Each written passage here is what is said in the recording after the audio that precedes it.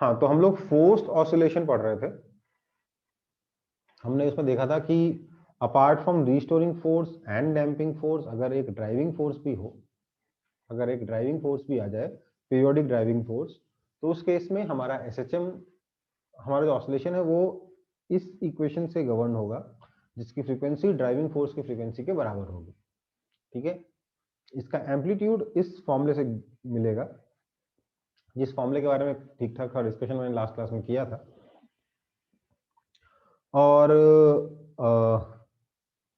क्या नाम है, यहां पर आपका जो दोनों के बीच में फेज डिफरेंस आएगा, इस फोर्स का फेज और ऑसिलेशन के फेज के बीच में एक फेज डिफरेंस आएगा phi, that will be given by this formula.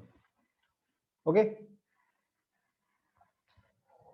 इसके बाद हमने कहा कि अगर मैं इस पर्टिकुलर एम्पलीट्यूड का इस ओमेगा ड्राइविंग के साथ में ग्राफ बनाऊं, तो फिर that graph will look something like this.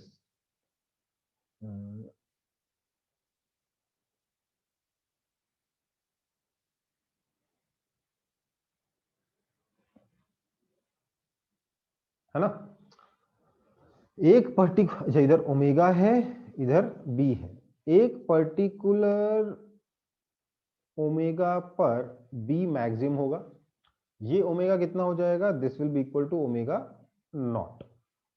तो व्हेन, अच्छा ये ओमेगा ड्राइविंग है, ओके,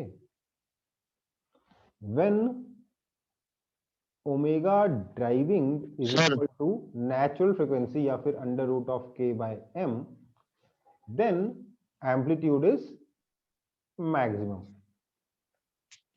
मतलब कि फोर्स की फ्रीक्वेंसी अगर आपके ऑब्जेक्ट के ऑसिलेट करने की नेचुरल फ्रीक्वेंसी के बराबर हो जाए, उसके इक्वल हो जाए, तो उस केस में आपका जो एम्पलीट्यूड है वो मैक्सिमम हो जाता है, क्योंकि इसकी जो इक्वेशन थी, that equation is given by, क्या इक्वेशन थी, ये वाली equation, right, F not upon, okay, B is equal to क्या फॉर्मूला था, F not upon under root of M omega driving square minus omega not square का whole square plus B omega driving का whole square. ठीक है,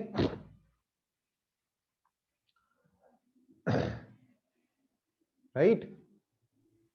sir हाँ बोलिए। Sir कल आप जो ग्राफ बनाए वहां वो ओरिजिन से नहीं बनाए थे सर आप? कहाँ से नहीं बनाया था, ऑरिजिन से नहीं बनाया था, एक मिनट देख लेते हैं। जब ओमेगा ड्राइविंग 0 हो जाएगा तो v की कुछ वैल्यू तो आ रही है, राइट, ओमेगा ड्राइविंग नहीं, थोड़ा ऊपर से बनाए थे सर आप। अच्छा मैंने इस ग्राफ को पूरा दिखाया नहीं था, मैंने यहाँ से ऐसे बनाया था, मैंने इस ग्राफ को ऐसे बनाया था, है ना।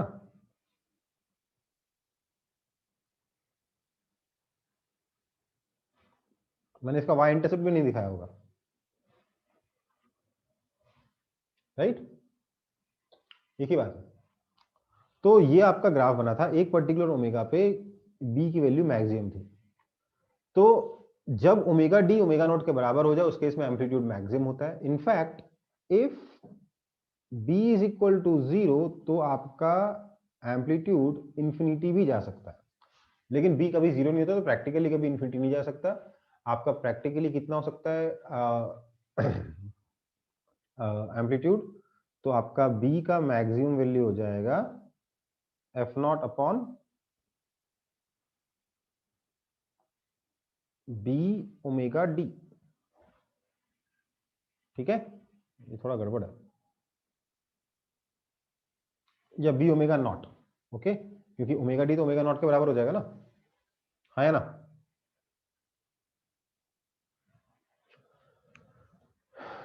तो ये आपका मैक्सिमम एम्पलीट्यूड होता है कब, जब आपका ओमेगा डी ओमेगा नॉट के बराबर हो जाए, उस वक्त अपना रेजोनेंस बनता है। ठीक है, कोई दिक्कत? No sir. ये रेजोनेंस का मतलब क्या है, ये क्या प्रैक्टिकली हमने कभी देखा है? तो एक एक करके इसके एग्जाम्पल्स देखना शुरू करते हैं, ठीक है। सबसे पहला एग्जाम्पल जो हमने अपनी लाइफ में बहुत बार एक्सपीरियंस किया है, बचपन से एक्सपीरियंस किया है, इनफैक्ट हमें बचपन से पता था रेजोनेंस के बारे में। सबसे पहला एग्जाम्पल है इसका स्विंग। स्विंग मतलब झूला। झूला झुलाते वक्त अगर आप मान लीजिए अपने दोस्त को झूला झुला रहे हो तो क्या करते थे, आप अपने धक्का लगाने की जो फ्रीक्वेंसी थी उसको स्विंग की नेचुरल फ्रीक्वेंसी के बराबर करते थे कि नहीं करते थे, है ना। जब वो एक बार ऑसिलेट जाकर वापस आए एक बार धक्का, फिर जाके वापस आए एक बार धक्का, फिर जाके वापस आए एक बार धक्का, यही करते थे ना, है ना। तो बेसिकली आपकी जो धक्का लगाने की जो फ्रीक्वेंसी थी वो पेंडुलम के नेचुरल फ्रीक्वेंसी के बराबर थी, इसीलिए स्विंग आपका ज्यादा फ्रीक्वेंसी से, सब ज्यादा एम्पलीट्यूड से घूम पाता था, हिल पाता था, स्विंग हो पाता था। दूसरा example, soldiers do not march on bridges. क्यों? देखिए किसी भी चीज के ऑसिलेट करने की एक से ज्यादा नेचुरल फ्रीक्वेंसी हो सकती है, ठीक है, एक से ज्यादा ही होती है जनरली, कम से कम एक तो है ही है, एक से ज्यादा नेचुरल फ्रीक्वेंसी होती है। तो वो जो फ्रीक्वेंसी है नेचुरल फ्रीक्वेंसी ब्रिज की, सोल्जर्स अगर उसमें मार्च कर रहे हैं और सोल्जर्स के फुटस्टेप्स की फ्रीक्वेंसी गलती से उस नेचुरल फ्रीक्वेंसी के बराबर हो जाए तो क्या होगा,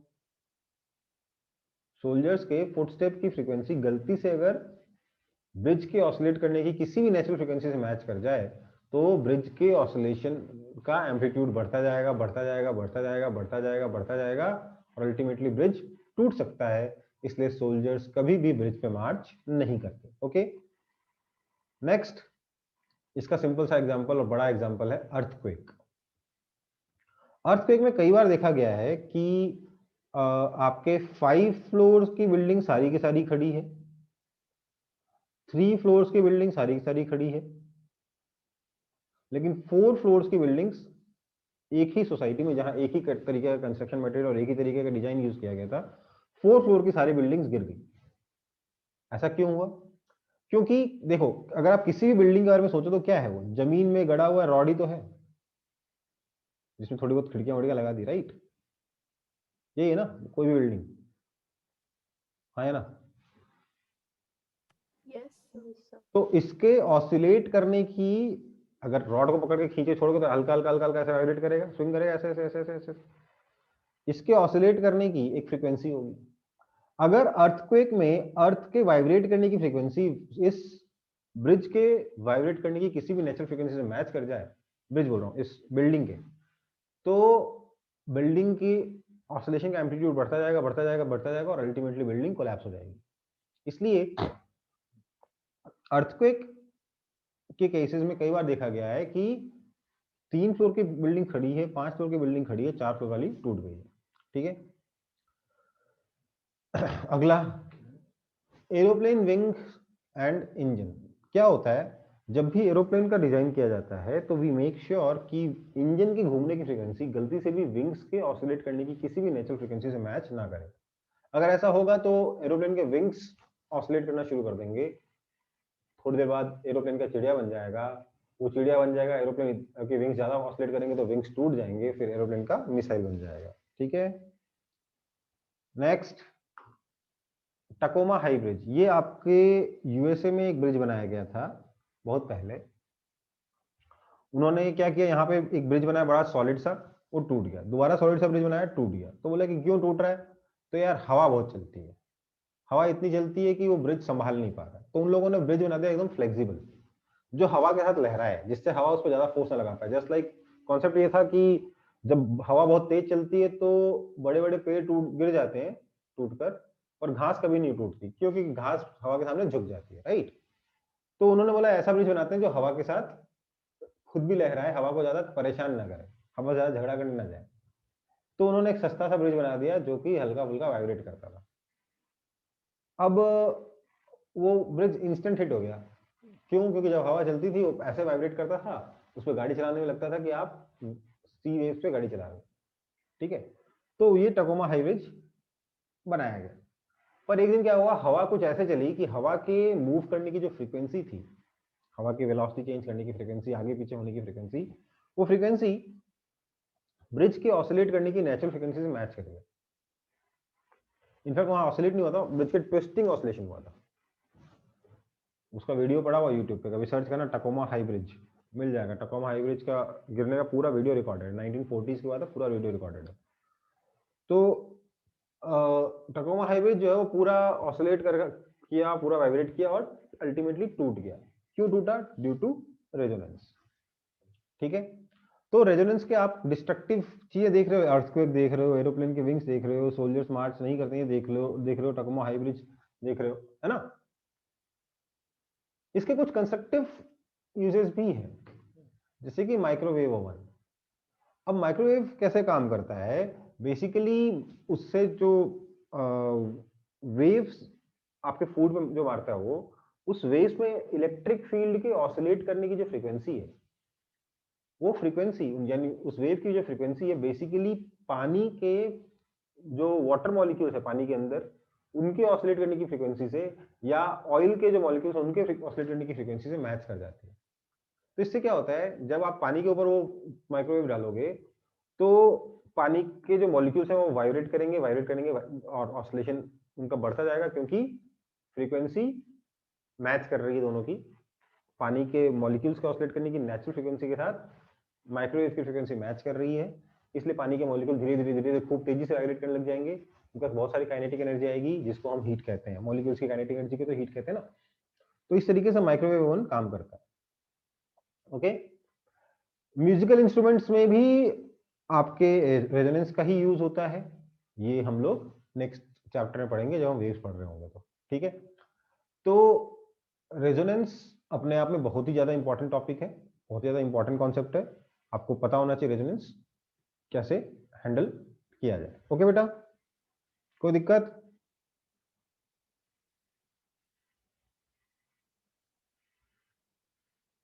कोई नो दिक्कत है सर। तो बता दो, कोई दिक्कत नहीं है। चलो आगे बढ़ते हैं। हमारा अगला टॉपिक है, मैंने कुछ एग्जांपल बोला था, कुछ एग्जांपल कराऊंगा ना, तो एक ही एग्जांपल दिमाग में आ रहा है अभी, तो ऐसे कराते कराते हो सकता है कोई और भी आ जाए।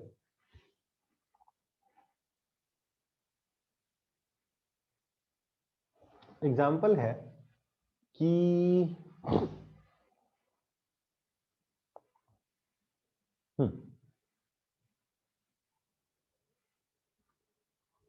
To pendulums having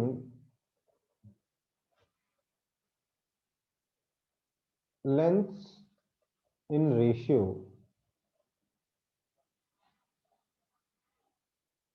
81:100 start to oscillate in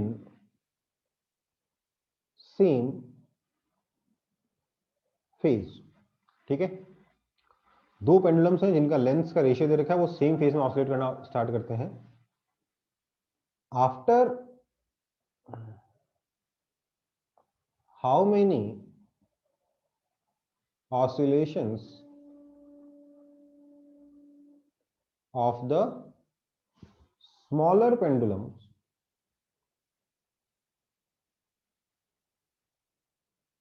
will they again oscillate in same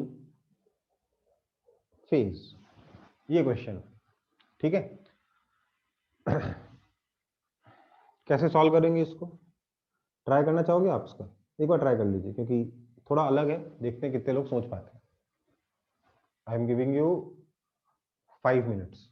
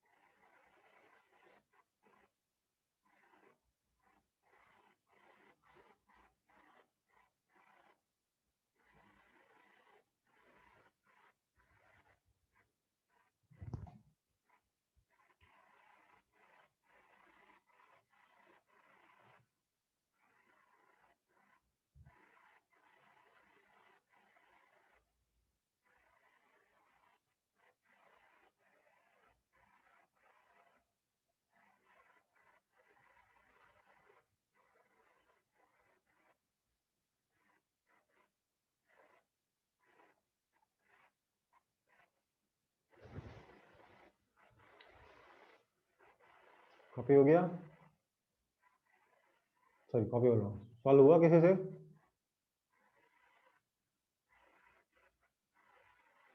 देखो भाई, कोई ऐसा है जिसको लग रहा है अगले 2 मिनट में सॉल्व कर लेगा? कोई नहीं है। देखो L1 इज टू L2 कितना है? 81 इज टू 100। ओके, कहा है, अच्छा क्योंकि हम पेंडुलम के बारे में बात कर रहे हैं, एसएचएम के बारे में बात कर रहे हैं, हमको इंटरेस्ट सबसे ज्यादा ओमेगा में। ओमेगा कितना होता है पेंडुलम का? Under root of g by l. ठीक है, therefore omega 1 by omega 2 is equal to under root of L2 by L1, that is equal to under root of L1 by L2 कितना था? 81 by 100, that is equal to 10 by 9।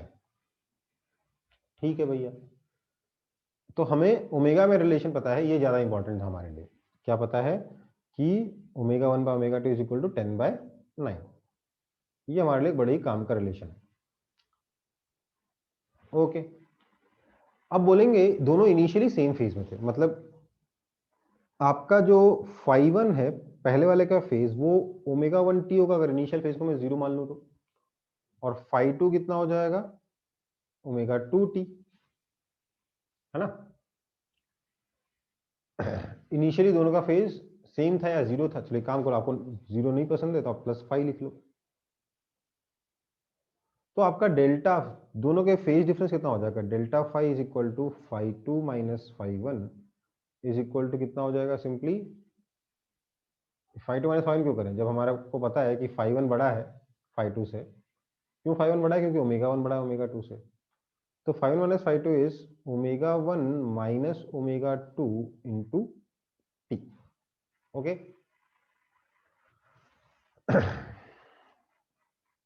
हमें चाहिए कि ये दोनों same phase में हो जाए।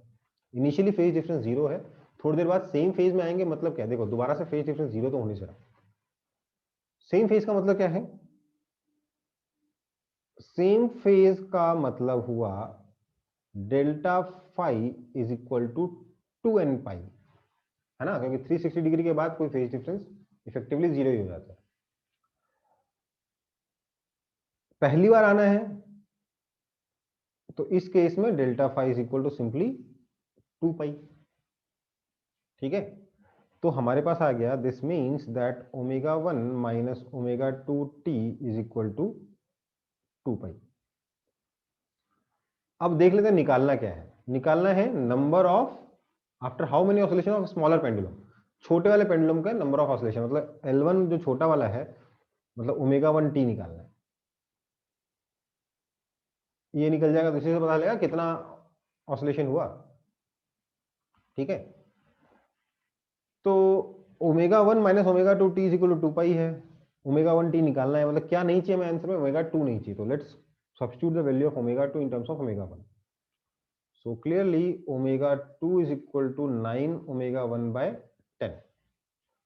So this means that omega 1 minus 9 omega 1 by 10 times t is equal to 2 pi, which means omega 1 t by 10, हाँ, omega 1 by 10 t is equal to 2 pi। इसको हम यहां डालेंगे तो इसका मतलब हो जाएगा omega 1 t is equal to 10 times 2 pi, that is equal to 10 oscillations. समझ में आया?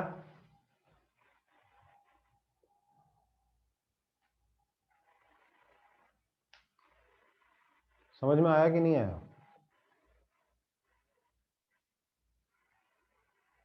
Yes sir. एक बार और अच्छे से समझ लो, क्योंकि ये काफी स्टैंडर्ड सा क्वेश्चन है, अलग अलग तरीके से थोड़ा बहुत चेंजेस के साथ अक्सर पूछा जाता है। ठीक है,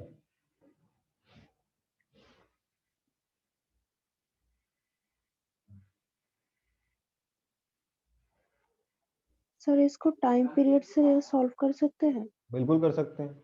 मैं पहले टाइम सर पीरियड औसे ही किए थे, हाँ औसे किए थे तो 10 ही आया आंसर। 10 आया ना, ठीक। टाइम पीरियड से बिल्कुल सॉल्व होता है बेटा। मैं पहले टाइम पीरियड से ही सॉल्व करता था, फिर मुझे लगा कि टाइम पीरियड से बच्चे ज़्यादा कंफ्यूज होते हैं, तो मैं सब कुछ ही ओमेगा से करने लग गया।